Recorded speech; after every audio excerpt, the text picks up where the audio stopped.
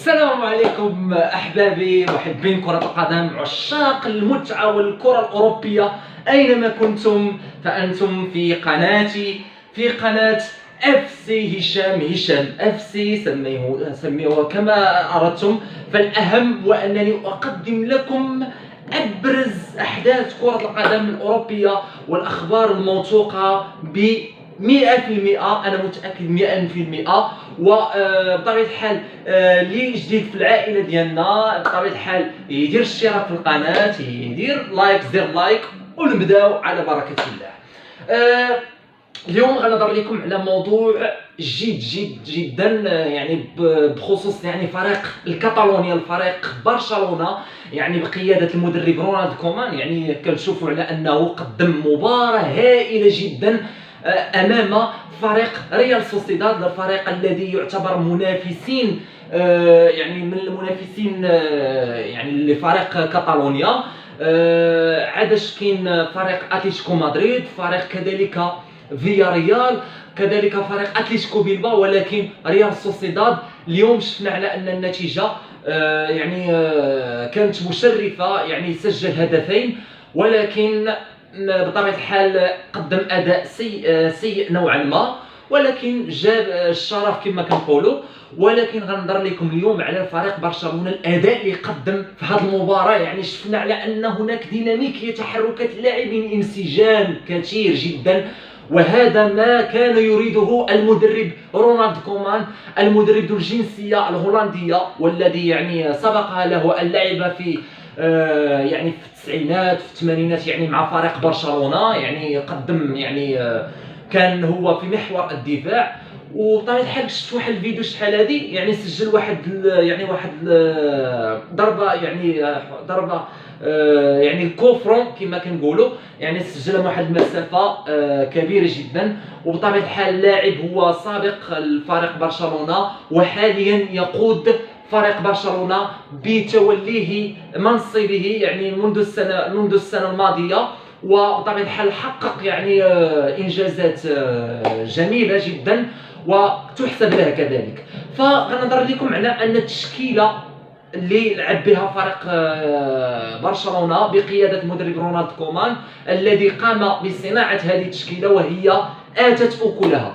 فغنهضر لكم على المنطقة الدفاعية. هناك جيرارد بيكي في محور الدفاع، غارسيا يعني اللاعب الذي انتقل حديثا من فريق مانشستر سيتي الى الفريق كاتالونيا، رجع الى بيته. يعني هو كان كيعتبر من اللاعبين ديال كاديو جونيور، يعني شحال هذه كان كيلعب في فريق برشلونة، ولكن ذهب الى مانشستر سيتي. فشفنا هاد المحورين الدفاعيين، يعني جيرارد بيكي في الجهه اليسرى وغارسيا في الجهه اليمنى. يعني شفنا واحد الانسجام بيناتهم، اكثريه جيرارد بيكي. فانا كرأي شخصي ديالي وانا شاهدت المباراه، فهو رجل المباراه بطبيعه الحال.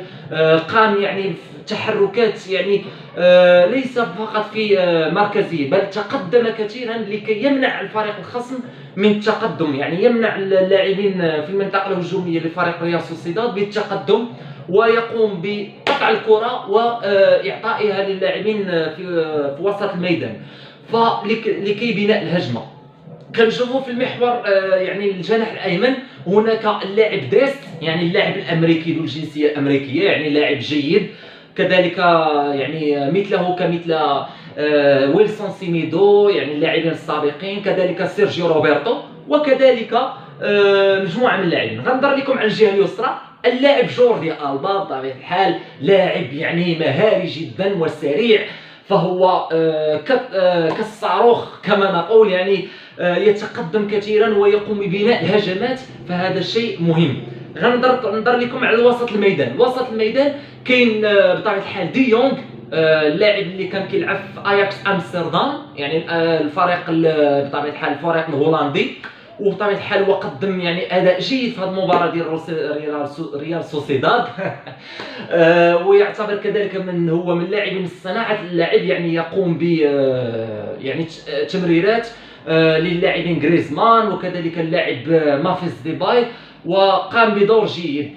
كنشوفوا اللاعب كاين على الجناح اليسر، الجناح الايسر في وسط الميدان، وهو اللاعب بيدري، يعني اللاعب الشاب الذي يعول عليه يعني الجماهير الكتالونيه توجه الصوب والمسؤوليه لهذا اللاعب. لماذا؟ لانه يعني لاعب صانع العاب اكثر. يعني هو منذ ان جاء الى فريق برشلونه جاء يعني لكي يعوض الخصاص في وسط الميدان، ويعوض تلك الازمه التي يعاني منها فريق برشلونه في صناعه اللعب. غنهضر لكم كذلك على المنطقه الهجوميه. بطبيعه الحال صراحه تشكيله جهنميه، فبرشلونه اكد للجماهير واكد للعالم انه يمكن ان يستغني عن اللاعب ليونيل ميسي، ويمكن ان لا يلعب بدونه وان يحقق يعني نتائج جيده. كنشوفوا في المحور الهجوم رونالد كومان اعتمد على ممفيس ديباي. يعني ممفيس ديباي شفنا يعني لعب راس حربه، يعني مهاجم وهمي يقوم بالرجوع الى وسط الميدان وطلب الكره ثم بناء الهجمه. كذلك كنشوفوا اللاعب غريزمان، يعني اللاعب ذو الجنسيه الفرنسيه. هذا اللاعب شفنا ان في السنوات الماضيه منذ ان التحق بفريق برشلونه يعني هناك تراجع في الاداء ديالو وللاسف ولكن حاليا بدا يتحسن. نذكر لكم بطبيعه الحال صراحه الفيديو مهم جدا. تابعوا الى الاخير، وعندي لكم مفاجاه في اخر الفيديو. بطبيعه الحال فين وصلنا؟ اللاعب برايت وايت يعني ذو اللياقه البدنيه العاليه، وبطبيعه الحال هذا اللاعب ذو الجنسيه الدنماركيه. بطبيعه الحال لعب مع المنتخب ديالو في كأس أوروبا 2020، وبطبيعه الحال قدم أداء رائع، وحاليا يكسب ثقة المدرب رونالد كومان من أجل يعني لعب مجموعة من المباريات. واليوم قدم أداء جد هائل، سجل هدفين كمعلومة، ويعني الهدف الثاني والهدف الثالث عفوا.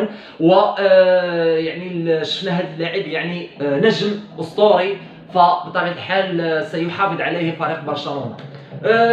مهم هذه التشكيله. يعني صراحه انا كرأي الشخصي ديالي ان فريق برشلونه يعني استغنى عن اللاعب ميسي، ويعني بين للعالم وبين للجماهير التي يحبونه أن فريق برشلونة فهو منسجم 100% وفريق متماسك.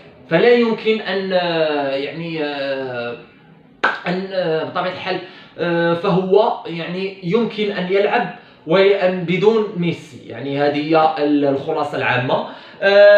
مهم هذا هو أبرز ما جاء. يعني حاولت نذكر لكم تشكيلة ديال رونالد كومان التي سيعتمد عليها طوال الأمد.